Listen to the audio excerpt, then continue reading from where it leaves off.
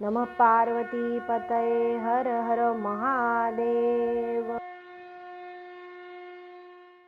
श्री शिवपुराण महात्म्य विद्येश्वर संहितेतील अध्याय 12वा मोक्षदायक पुण्यक्षेत्रांचे वर्णन, विशिष्ट काळातील विशिष्ट तीर्थस्नानांच्या पुण्यफलांचे वर्णन। सूत म्हणाले, ऋषीजन हो, तुम्ही सर्वजण विद्वान आणि बुद्धिमान आहात। मी तुम्हाला मोक्षदायक शिवक्षेत्रांची माहिती व महती वर्णन करून सांगतो, ती लक्षपूर्वक ऐका। पर्वत, वन प्रदेश, घोर अरण्ये आणि विस्तृत जलाशयांनी व्याप्त असलेली ही पृथ्वी 50 कोटी योजने विस्ताराची आहे। भगवान शंकरांच्या इच्छेने तिच्यावर जीवसृष्टी निर्माण झाली आहे। त्या सर्वांना धारण करून पृथ्वी यांचे पालन पोषण करते। तिच्यावर विभिन्न स्थानी वसलेल्या मनुष्यादी जीवमात्रांचा उद्धार व्हावा, त्यांना मोक्ष मिळावा, या हेतूने महादेवांनी अनेक पुण्यपावन शिवक्षेत्रे निर्माण केली आहेत।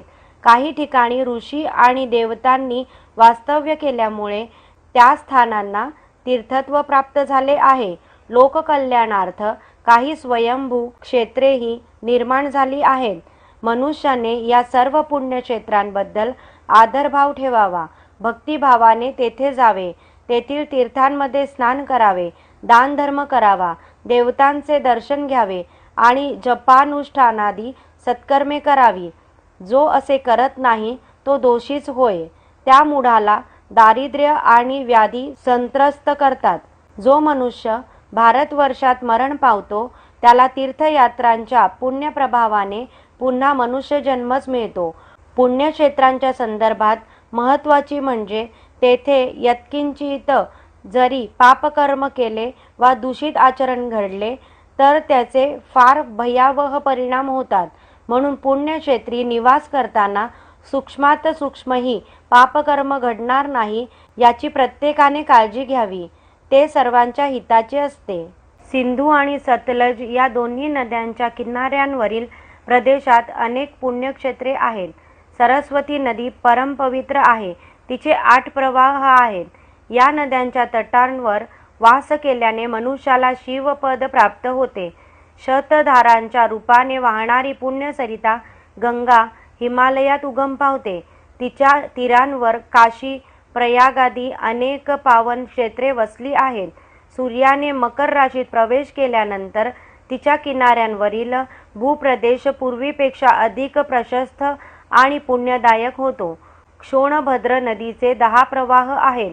गुरुने मकर राशीत प्रवेश केल्यानंतर तिचा तटवर्ती भूभाग अत्यंत पवित्र आणि अभीष्ट फलदायी होतो। त्या पर्वणी काळी तेथे स्नान आणि उपोषणादी सत्कर्मे केल्याने मनुष्याला विनायकाचे पद प्राप्त होते। महानदी नर्मदा 24 प्रवाहांनी युक्त आहे। तिच्या पुण्यजलात स्नान केल्याने, तिच्या तीरांवर निवास केल्याने मनुष्याला वैष्णव पदाची प्राप्ती होते। तमसा नदीचे 12 तर रेवा नदीचे 10 प्रवाह आहेत। परमपुण्यमयी गोदावरीचे 21 प्रवाह आहेत। या नदीत स्नान केल्याने गोहत्या, ब्रह्महत्या आणि महापातके नष्ट होतात। मनुष्याला रुद्रलोक प्राप्त होते। कृष्णवेणी नदीचे 18 प्रवाह आहेत। ती पापनाशिनी म्हणून प्रख्यात आहे। तिच्यामध्ये स्नान केल्याने विष्णुलोकी गती मिळते। तुंगभद्रेचे 10 प्रवाह आहेत। ती ब्रह्मलोक देणारी आहे।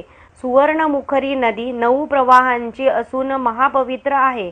ब्रह्मलोकातून च्युत होऊन भूलोकी येणारे श्रेष्ठ जीव हिच्याच तीरांवरील पुण्यभूमीत जन्म घेतात।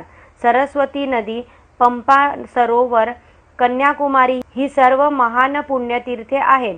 त्यांच्या तीरांवर निवास केल्याने इंद्रलोकी गती मिळते।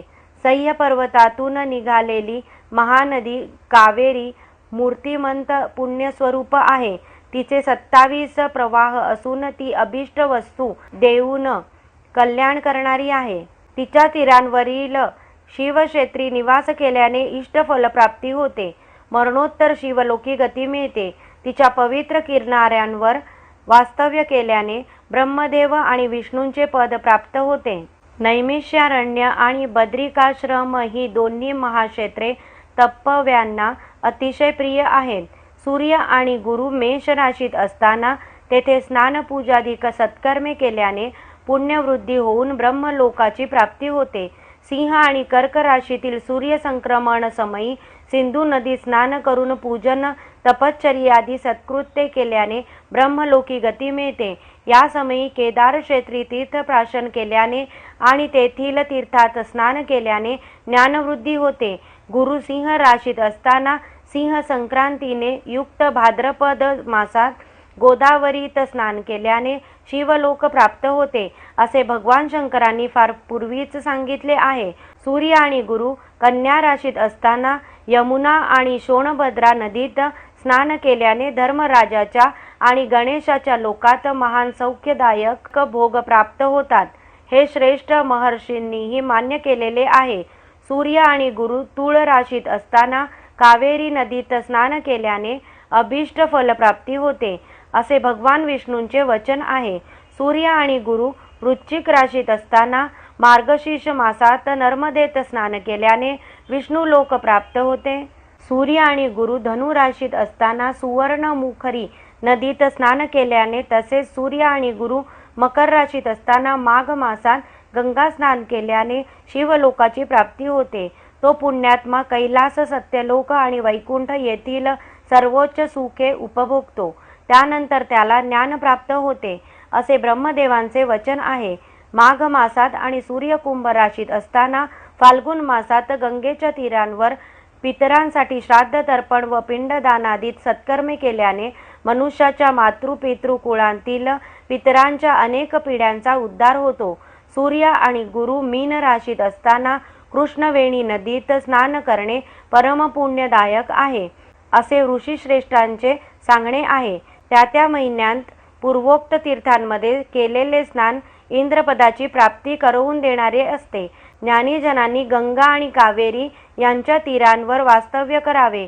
ही दोन्ही तीर्थे पापांचा तत्काळ नाश करणारी म्हणून प्रख्यात आहेत. रुद्र लोकांची प्राप्ती करून देणारी अनेक तीर्थक्षेत्रे आहेत. ताम्रपर्णी आणि वेगवती या दोन्ही नद्या ब्रह्मलोकाची प्राप्ती करून देणाऱ्या आहेत. त्यांच्या दोन्ही तीरांवर स्वर्गदायक अशी अनेक क्षेत्रे आहेत. त्या नद्यांच्या मध्यवर्ती किनारी प्रदेशातील पुण्यक्षेत्रे अभीष्ट फलदायक म्हणून सर्वश्रुत आहेत. विद्वान पुरुषांनी तेथे वास्तव्य करून आपले कल्याण साधून घ्यावे. जो मनुष्य सज्जन आहे, सदाचारपरायण आहे, जो दया, क्षमा, शांती यांनी युक्त आहे, त्याने पुण्यक्षेत्री निवास केल्याने अगणित पुण्यलाभ होतो. तेथे राहून दुष्ट दुर्जनांना मात्र काहीही साध्य होत नाही. पवित्र स्थानी केलेले अल्प सत्कृत्य महान पुण्य फल देते, पण तेथे केलेल्या किंचित दुष्कृत्यांचे फार मोठे दुष्परिणाम भोगावे लागतात. जो मनुष्य पुण्यक्षेत्री राहूनच आयुष्य व्यतीत करतो असा निश्चय करतो, तेव्हा या त्याच्या पुण्यसंकल्पाने त्याची आधीची सर्व पापे जळून भस्मसात होतात. पुण्याच्या या महान प्रभावामुळेच त्याला ऐश्वर्यदायक म्हटलेले आहे. तीर्थक्षेत्री राहिल्याने मनुष्याच्या कायिक, वाचिक आणि मानसिक या त्रिविध पापांचा नाश होतो. तीर्थक्षेत्री केलेले मानसिक पाप वज्रलेपच होते. ते कल्पानुकल्पे पाठ सोडत नाही. ते पाप केवळ ध्यानानेच नष्ट होते.